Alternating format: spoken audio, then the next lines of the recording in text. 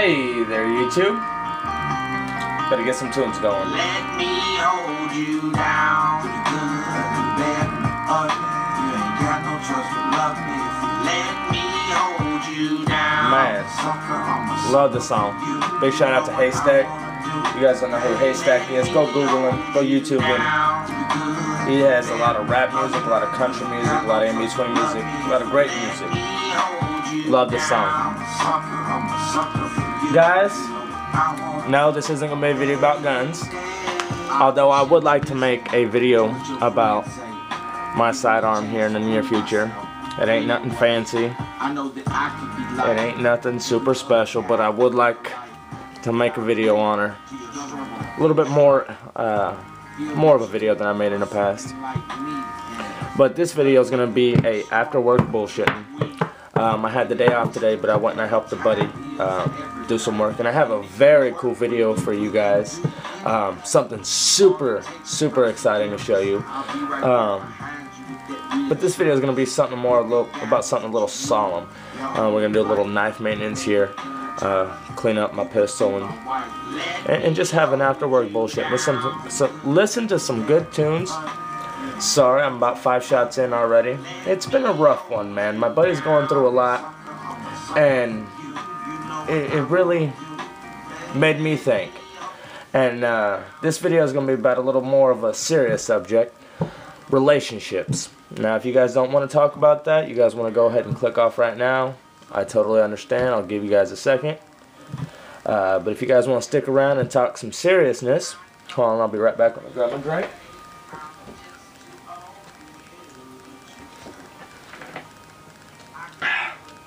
Whew, bit too big up. Drink there. Whew. Alright, we're back. Relationships. Man, those can be tough. Old Cali P, as you can see, there be the old wedding band. I do have a Mrs. Cali P, obviously. And we've been together, what, going on 11 years now? We were 16 years old when we found each other. High school kids, just kids. I mean, we're still kids. 27 years old, that ain't very old. You know, I have a long ways to go, but looking back now, boy, I didn't know shit back then.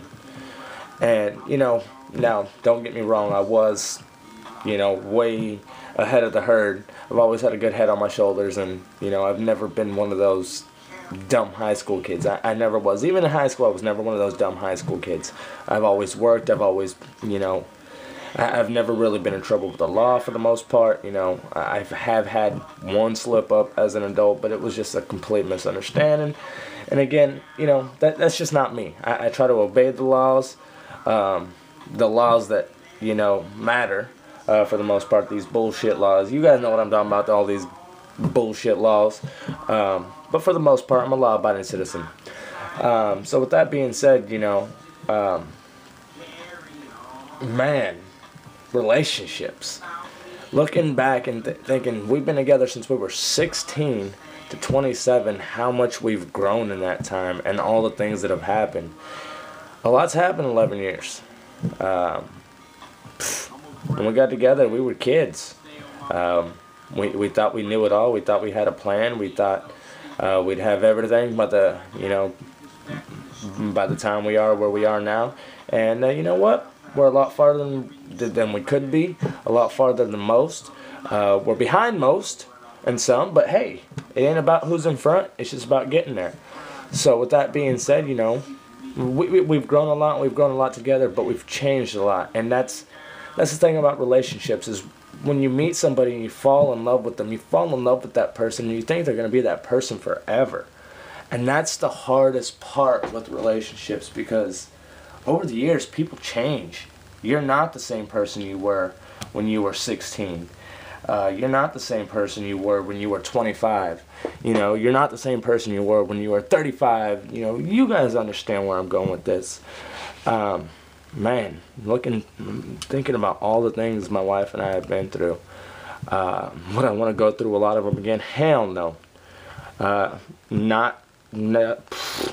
Not on the skin of your teeth would I go through any, you know, a few of those things that I've had to go through. Most of the things I've had to go through, I wouldn't want to go through again. You know, we have had our ups, our downs, our all arounds. But we're still here today. We love each other. We have 2 great kids. I have a daughter and a son. And come to think about it, my daughter's birthday is on the 21st. She keeps reminding me she's 8 now, or just about. My son, he's 6. He's 6, she's 7, about to be 8. So that's where I'm at with that. I love my family. Everything I do is for my family. Let's get to breaking this gun down. Sorry, I'm just rambling here. Everything I do is for my family. The reason I work 2 jobs is for my family. I mean, honestly, guys, if I didn't have a family to worry about, old Callie P could pack up a tent, a backpack, and some grub and be gone. You know, I ain't saying I'm no survivalist or survivor man or Les Stroud or anything like that. Michael Hawk, big shout out to Michael Hawk. Been emailing him back and forth. Hope everything goes good with your lawsuits, brother. Shouldn't even be talking on that. Erase this. But with that being said, everything I do is for my family. And a buddy of mine is the same way. And it's so crazy because I looked up to this couple like they were the couple that you know, they reminded me so much of us as, you know, myself and my wife. You know, they met when they were in high school. They had a couple kids early. They, you know, they got married. I remember when they got married. I actually had to miss their wedding because a bunch of stuff happened. Actually, the first and only time I've ever been in trouble with the law happened right when their wedding was going on, and I had to miss it. So, yeah, that sucked. But just, it's crazy because just a year ago they were renewing their vows, and here they are. I mean, not even 9 months later, and they're split up. I mean, their Facebook posts, you can see them going back and forth. They hate each other, absolutely hate each other. And it's just crazy when you love somebody so much and you're their other half, you know, and then all of a sudden you guys are each other's worst enemies. And I can totally see that, you know, I get it.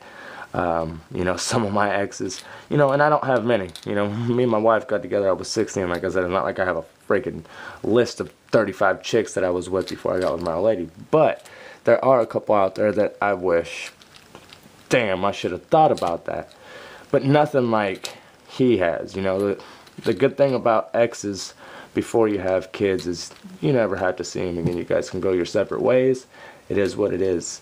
My wife and I went through a little thing a couple times in the past 11 years. I'm not going to say our 11 years were perfect. Everybody has their problems in their relationships. Ups, downs, all arounds, right? That's what it's all about. That's what the vows are about. They say all that good stuff. It's all included. So you know what you're in for. But we've had our ups, downs, all arounds, and we went through our own thing. And the point that I'm trying to get to is when you're with somebody and you have kids, it's completely different. You guys are attached forever. No matter what, you guys are going to be a part of each other's lives.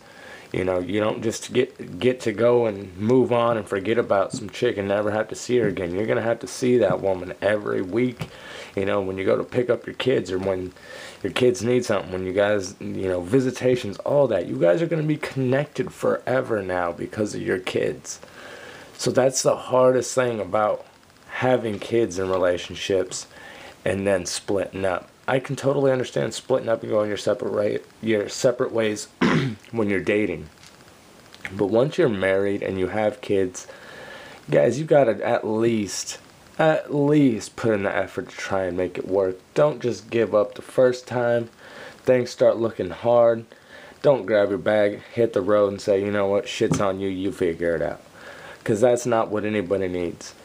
What somebody is in a relationship for is to have somebody there to help them through things. Life's a bitch, and life's even harder when you're alone.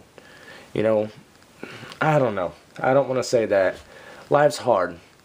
And it's hard when you're alone, but it could be even harder when you're with somebody that you're not supposed to be with. So if you found that one person that's right, that one woman or man, if you're a woman and you're watching this and I don't care if you're a man and you're watching this and you have a man in your life that makes you happy. You have anybody in your life that makes you happy, don't fuck it up. Don't fuck it up, guys. There are way too many ways to fuck up relationships nowadays. It's way too simple. Way too simple. These things right here are the death of relationships. Cell phones. They have made cheating and promiscuity just so accessible. It's just ridiculous. I mean, back in the day, at least you would have to go out and meet somebody. Now you just go on site and type in some shit, and there you go. You matches two people together, you know, want to hook up, and bam, bam, bam, 20 minutes, there you go. I mean, it's ridiculous. Cell phones are the death to relationships. They really are, in my opinion. Apps like Snapchat, I mean, even Twitter. That's why I refuse. I'll tell you what. I went on my wife's phone and I seen the Snapchat app. I'm sorry. There's some problems there. We're going to sit down and be having a real serious talk.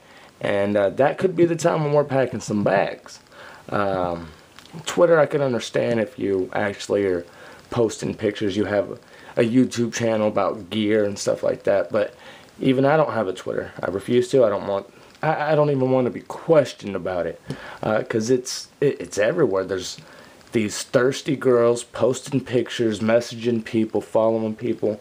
I get followers all the time. If I didn't block people, I would probably have 300 more followers than I have right now on Instagram. I mean, just all these thirsty girls that start following me, I immediately just block them. You know what I'm talking about. I'm not saying they're following Callie P because Callie P is some freaking sex symbol. You know what I'm talking about. Those girls that just post their pictures. You know, half the time their face ain't even in the picture. It's just their chest and their body. And they're like, oh, I went to the dentist. Yeah. Those girls, you know, they're thirsty for likes. And as soon as I see that, I block it. I'll tell you what. If I went on my wife's phone and I seen a bunch of guy pictures like that, how would that make me feel? That's how I've started thinking about relationships. You know? Would I like it if she was sitting there texting back and forth to some dude? Oh, he's my friend. We talk on such and such. It wouldn't make me feel too good. You know, I would kind of maybe have some questions there. So I try to put myself in that state of mind, you know. Would I like it if it happened to me? Would I like a bunch of guys following her, liking all her pictures, stuff like that? So, guys, just think about it. Relationships are complicated. Think about that other person's feelings. Everybody has feelings. Nobody wants to feel left out. No one wants to feel unwanted. No one wants to feel unloved, you know? That's the reason we're in relationships. We love to feel loved. You know, we want to feel wanted. We want to feel accepted. You know, we want somebody to want us. Damn it. Damn it. Relationships. I could babble on about this shit forever. This mixed drink is too strong. Whew. Too much vodka. Never too much vodka. Never too much vodka. Oh, man. But seriously, guys, think about it. Put yourself in that other person's shoes and think about it. You know? That's what I've had to do a lot. I feel for my buddy, I really do. He's going through a lot, and he's putting on that brave face like he don't give a shit. Fuck that bitch. I'm happier. I'm this and that. No, I'm gonna go mess around with all these chicks. Yet every single night he's sitting here messaging who? This guy right here. Me, his best friend. Why? Because you know what? When shit goes hard, that's what you do. You know, you reach out to people. You know, got your back, and he knows I got his back till the wheels fall off. So, just think about it, guys. Relationships are a fucked up thing when they go sour. They're great when they're good. It's amazing. It could be the best thing in the world. But I'm telling you, when things start turning sour, they can turn sour quick. And you do not want to be in a sour relationship long, I tell you, because it just gets miserable. You end up hating the other person, they end up hating you. And that was my mom and my stepdad's relationship for 20 years, and it was miserable. It taught me exactly what not to do in a relationship, so I am thankful for that. But man, they're a hard thing. And if you have kids, don't let it end on bad terms. Try and still be friends. Try and at least be friends still for the kids. Because, I mean, remember, you guys used to love each other at one point. I feel so bad for my buddy because him and his old lady, they're just enemies anymore. And me and my old lady have had our problems, don't get me wrong. But we've never got to that point, you know. And we've done some pretty fucked up shit to each other, don't get me wrong, you know. That's what couples do. For some reason, we like to hurt the ones we love the most. And I'm not gonna, you know, I'm not proud of what I've done over the years. But I'm not gonna say that what I did wasn't unfounded either. You know what I'm saying? I'm not trying to justify anything, but I'm saying I didn't just go do something and be a dick. You know what I'm talking about, guys? You know what I'm talking about. Could be the alcohol talking. Could be Cali B. You never know at this point. It's kind of a drunk, rambling circle. Oh man, it's just craziness. Craziness. I feel so bad for him. He's so heartbroken right now, and he's frustrated because you want to be angry, you know, and you want to be mad, but you love the person so much, and you guys were so close. Like, at one point, you guys were, you know, the other half of each other, and now it's, you know, you're going to war with your best friend. How do you do that? How do you do that? It's crazy. Crazy, crazy, crazy. Man. All I know, guys, is if I could give anybody one tip for any of you YouTubers, Instagrammers, anybody that's on social media a lot, that does these videos, that, you know, this is a hobby for us. Don't forget, just because you're not working and you're at home and you're still with your family, don't forget to make extra time for them. You know, Cali P loves his family. That's what I do everything for, is for my family. That's what I go to work for. That's what I get up in the morning for. Like I said, I could live out of a fucking backpack in the woods in a tent and be just fine, content, happy as can be. But my family needs a house, they need a vehicle, they need power, they need clothes, they need, you know, they need all those things. So, you know, I gotta work for those. Just don't forget that they're there. I made that mistake, and that's what caused my problem a long time ago. Was I had just found YouTube. I was so into it. I'd get off work, I'd see the family for, you know, a minute, and I'd head off to the room, start making some videos, and, you know, the wife felt really left out. And that's my fuck up. You know what I mean? My fuck up as a man was letting my wife feel lonely when I was there. And I have to say that was the biggest mistake I've ever made in my life. If I could look back, you know, looking back, I don't think I ever would have started this YouTube thing, to be honest with you guys. I love it. I love you guys. I love making my videos, but this stuff can put a strain on the relationship. People don't understand the time and energy and everything that goes into making videos, editing videos. Like Artisan Tony said in his last video about advice to new YouTubers, you don't understand the amount of work that goes into it. My videos are edited like straight mediocre edited style, you know what I mean, with a YouTube editor. Not even anything fancy, and it still takes time to shoot, edit. You know, the video don't come out, something happens, the camera turns off, you gotta reshoot it. I mean, all sorts of stuff happens, and it all takes time. Just remember, your family's out there waiting for you. You know, that was a mistake I made a long time ago. And I ain't gonna make that one again. So, if you guys see me slow down on the videos, that's why. I have been trying to keep up on the uploads. I've just had to take a second job as of late. Old lady got laid off. They were supposed to keep her on. They hired her for seasonal work. first job she's had since she was in high school, guys.